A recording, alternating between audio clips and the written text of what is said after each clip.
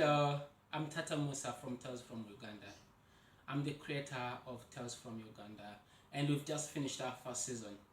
We're working on the second season, which is gonna be fun. A lot of new stories that you've never heard of, and this time round, the stories are gonna be a bit longer. These stories were passed down by many generations, and when I was growing up as a kid, my father told me these stories that I'm also trying to teach my son and tell them these stories are the ones that make us who we are right now, because they tell morals and tell heritage and culture at the same time.